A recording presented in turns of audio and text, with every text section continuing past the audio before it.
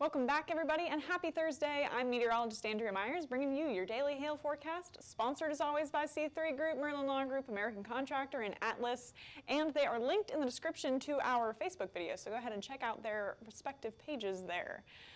We got more large hail possible for the Central Plains today, tracking through Nebraska, also Kansas, could stretch all the way down into Oklahoma, and then that whole system is going to push east through tomorrow, hit the Mississippi Valley as well. So large hail is the primary threat today, could see some high winds and some residual hail into tomorrow, and then Florida is also in a risk for today for some more high winds, more rotating storms. We'll talk about it, and then we got our extended outlook coming up for the middle and later part of next week to talk about kind of what the weather is going to look like in terms of temperature and rain. But first, before we talk weather, come see us, Atlas All-Star Stadium Tour. We got one more in Frisco on the 24th. So if you guys want to hear Derek speak about hail and weather and all things roofing related weather, come see him at Frisco at the All-Star Stadium Tour. And you guys can register at that link, atlasroofing.com/events for that one. Now for our current conditions and our future radar, all right? So jet stream is dipping down into the Colorado Rockies with that low pressure system. We got a cold front sitting out right ahead of that, and you'll see a clearer view in a second with some precip. But that whole system, again, is going to get pulled out to the east and then into the Mississippi Valley for Friday, Ohio Valley for Saturday, and should push off of the coast through the weekend. But bottom line, could see more storms associated with that all the way through Saturday. And again, as that pulls down into the region, it's going to kind of suck all of that cold air out of the north and bring it down into the Central Plains, into the Ohio Valley, cool a lot of us down as that moves out of the way. So there it is. There's the beginnings of this system rotating there with that low pressure, and it's going to spit out all sorts of storms through Nebraska and Kansas later today. Got a little bit of cloud cover going right now, but we're working on getting that warm front out ahead of this low pressure system. It's pulling all of that warm, humid air up into that area and just waiting on building more instability for our storms later this afternoon. Then down in Florida, this yellow area is under a tornado watch right now, and more storms are getting pulled up onto the coast with the tail end of that system. But again, anything through that area that gets spinning could potentially produce some tornadoes. We've already had a couple warnings this morning, got a water spout moving on shore, and we could potentially see more of the same this afternoon, as well as some high winds. So. As for the rest of us, got some cloud cover through a lot of the Central Plains, Oklahoma City, Dallas, Wichita. You guys are sitting with some partly cloudy skies. Actually, it's mostly cloudy skies if you guys are out through this area. And then, you know, mostly clear through the Ohio Valley, and, you know, just some scattered cloud cover here and there.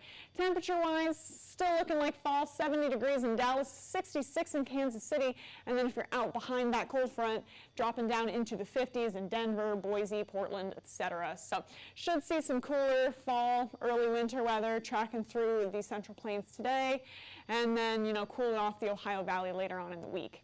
And again, that warm front and those dew points is kind of what we've been watching this week. It's how far north is it going to pull all of that heat, instability, humidity, etc.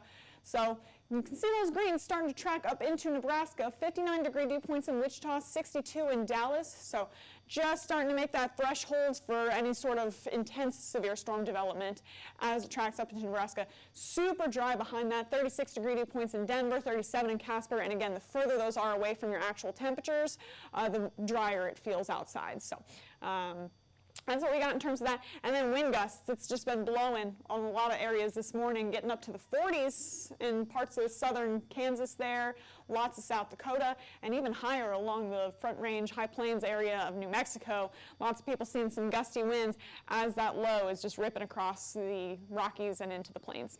So for significant hail, you got a chance with the cold front dry line set up, and then with all of that warm air starting to push up into that area, got a chance to potentially see some larger hail through southern Nebraska, northern Kansas into today while storms initiate.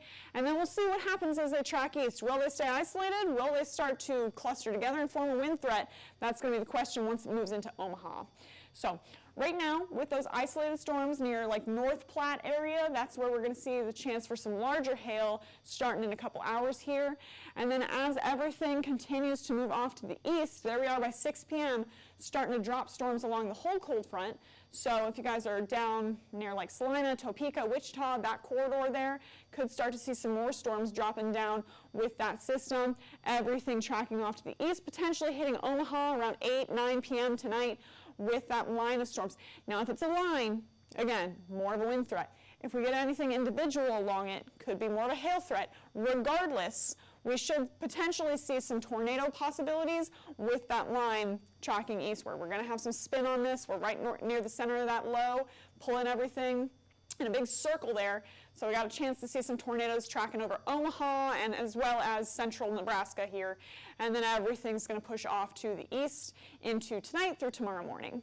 So for your max hail size, it's going to be when storms initiate that we're most confident in largest hail, probably golf balls. Maybe a couple storms getting a little stronger than that, but looking mostly like golf balls for our largest hail into today. And then Florida is going to be a wind risk. Everything continuing to track over the peninsula there. Potential to see some more rotation on those storms. Potential to also see anything producing some wind gusts up to maybe 60 miles an hour here or there. So there it is. Speaking of wind gusts, starting to around 4 p.m., see things start to taper down the further that system gets away from you. But, 4 p.m. Central, 5 p.m. Eastern, still going to be seeing some stronger gusts around that peninsula area, anywhere from south of Jacksonville, like Gainesville, southward. So if you guys are traveling and then in like high-profile vehicles, that might be something to look towards the end of your workday. And then again, things should clear out as that low-pressure system gets away from you. But for hail, looking at the Central Plains, quarters to $50 anywhere along where storms initiate, and then drops down those storms along that cold front. So largest hail is going to be in central Nebraska and I guess central and eastern Nebraska and northern Kansas there. Potential to get up to golf ball sized stones. Hastings and Omaha have the best chance today to see storm coverage that's a little more intense than the rest of the region. So moderate chance for you guys to see severe hail through that area. Lincoln as well. And then if you're anywhere though from North Platte all the way into Des Moines, down into Wichita, even Tulsa, you could potentially see maybe some quarters dropping through with that storm system.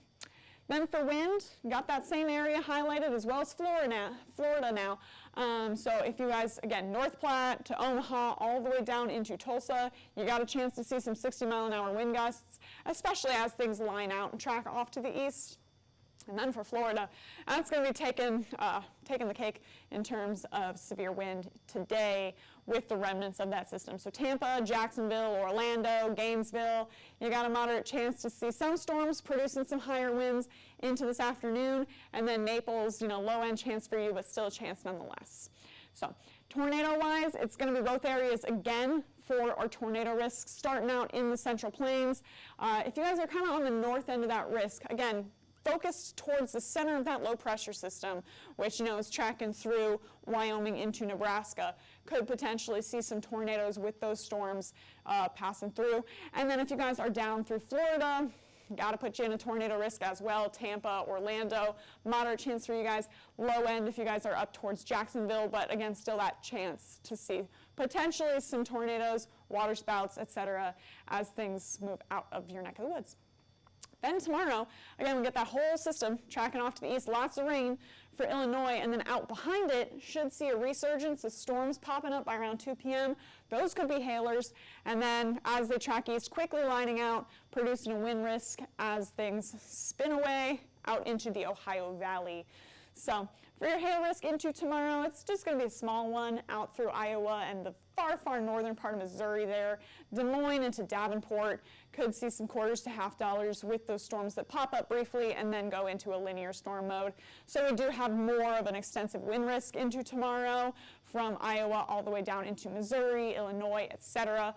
Lower end chance when things are more scattered, but higher end chance for Des Moines, Davenport, with the bulk of that system moving over you guys. And then again, just a ton of rain for you guys in Illinois and Indiana with a couple different lines passing through.